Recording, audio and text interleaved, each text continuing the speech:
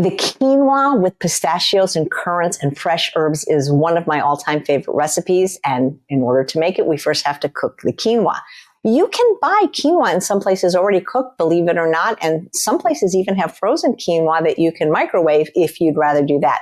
But I think cooking quinoa is one of the easiest grains you can cook. It's technically not a grain, it's a seed, but we often eat it like a whole grain. When I make rice, I really prefer to use my rice cooker, but for quinoa, it's so easy in an electric pressure cooker because it literally takes 1 minute after it comes up to pressure. And if you start with hot or boiling water, it comes up to pressure even more quickly. So we're starting with 2 cups of quinoa. I like to use the tricolor just because it's prettier, but you can use any color quinoa you want. And it's a really easy ratio to remember. So for every cup of quinoa, it's 1.5 or 1.5 cups of water. So 1.5 times 2 is 3. This is a 2-cup measuring cup.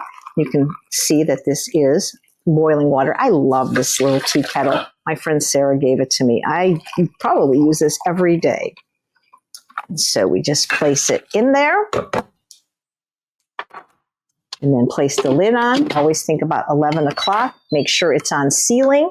And then I'll push the pressure cook button and I will take it down to 1 minute.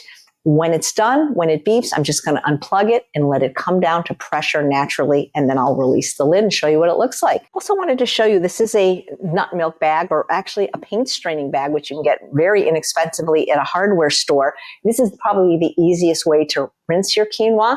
In my opinion, you can also buy quinoa that's been already rinsed. I find when you use a strainer, unless it's a very fine mesh strainer, the little tiny pieces just fall through. So this is a great way to rinse quinoa.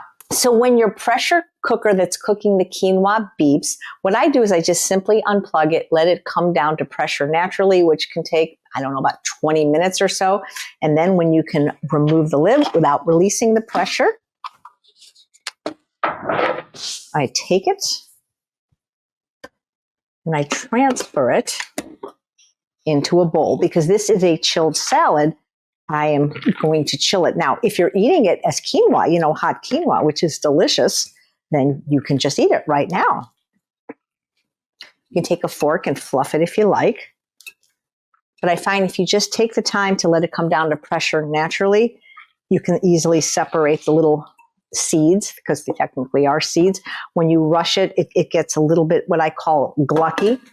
And so we're just going to let this just cool a little bit at room temperature so that makes sure it doesn't stick together. And then I'm going to stick it in the refrigerator and chill it for our quinoa salad.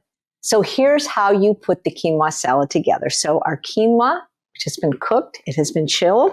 And if you follow that foolproof Instant Pot or electric pressure cooker method I showed you, it won't stick together. It will be a perfect outcome.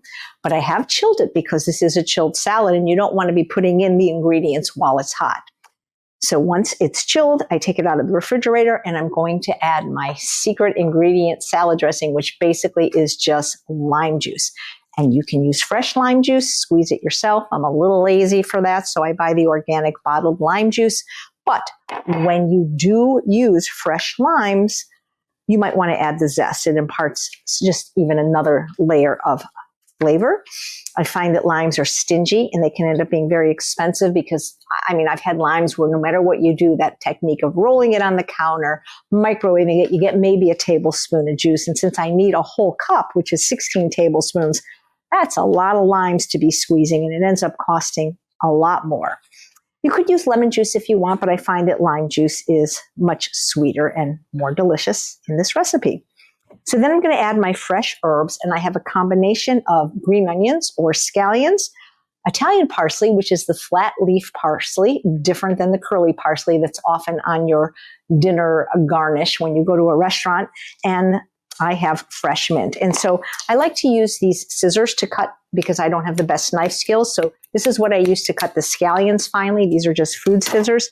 And to cut my herbs, especially herbs that have large leaves like this, like mint or basil, but even for the Italian parsley and the cilantro, I use these really cool herb scissors. They have 10 blades and they just make these beautiful little ribbons, all the same size.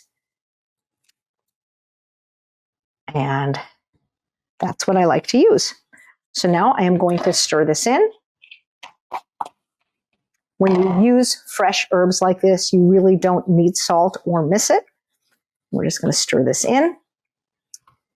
And then I'm going to add my dried fruit and nuts if using. Now, if you are using nuts, I recommend you add them right before serving, especially if you're taking it to a picnic, a party, a potluck. And if you can't find dried currants, you can use another dried fruit like raisins. I just think currants taste a little better, but you want to use the dried currant. The fresh currant is much larger, like a berry, and also very sour. And the nut I'm using is the raw pistachio. You can use roasted pistachios if you prefer, but I would recommend you get ones that are unsalted. So then I'm going to add my dried fruit and my nuts. I'll stir it again. And then we have a beautiful, delicious salad. Now, depending on what time of year you're making this, when I can find the pomegranate arils in season, I will add these as well. They not only add a burst of flavor, but a lot of antioxidants and a wonderful color. Sometimes you can get the pomegranate seeds in the freezer section, but even if you can't find them, this would be great. If you didn't want to use dried fruit for any reason, I've used fresh blueberries in here, and people at the potlucks have loved it. This has been a salad I've been making, for close to 20 years, and I never tire of it. So I hope you'll try the quinoa salad with pistachios and currants.